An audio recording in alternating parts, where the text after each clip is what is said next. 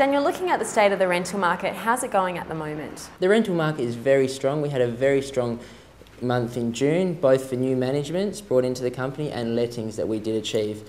I think that we're seeing a lot of new managements being brought into the company through people that have been first home buyers and they've seen the affordability just isn't there, and therefore they've either moved back with mum and dad or just decided alternate accommodation, therefore they're renting their property out. And I think that's what we're seeing a lot of new managements coming from. And in terms of letting, end of financial year, that type of thing, people are reassessing their options in terms of what they want to do in terms of next financial year. So there's been quite a few properties let, maybe people have rented out their homes, something like that.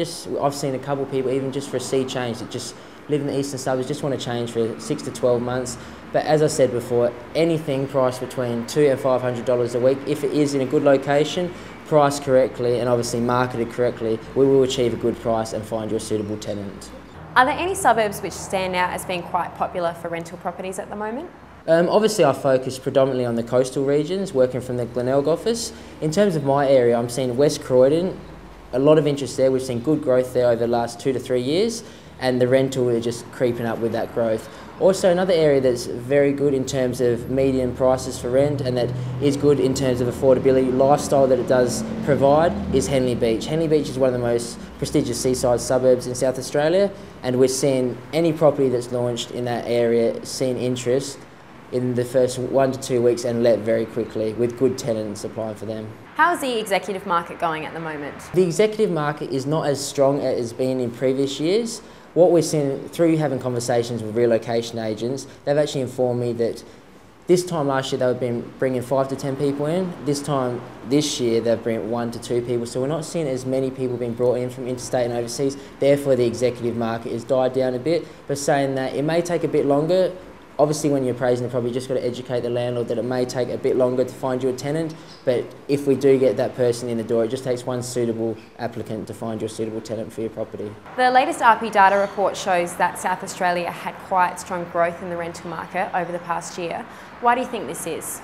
I think the rental market's been growing strongly in South Australia, predominantly because we're seeing a lot of interstate and overseas investors looking at South Australia as a place of affordability in terms of the price that you pay for the property to the rents that you do receive. And obviously we haven't seen the growth in South Australia over the last 5 years like we've seen in other states, maybe the eastern states or up in Northern Territory. And I think it's appealing to a lot of people like that, as I said, just because of the affordability and the rents that you can achieve for that property.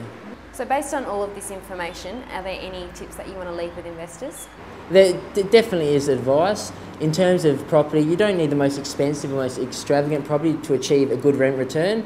Just look at something in a nice suburb that may suit people in terms of bedrooms, bathrooms, just the way a family can live. And you've just got to think, in terms of being a landlord who's purchasing a property, would you rent that property for the rent that you're looking at to achieve in order to pay your finances back, or in order to obviously meet your requirements that you need to. And any advice for renters? One big tip for renters, any property between $200 and $350 per week, we're still seeing a lot of people apply for.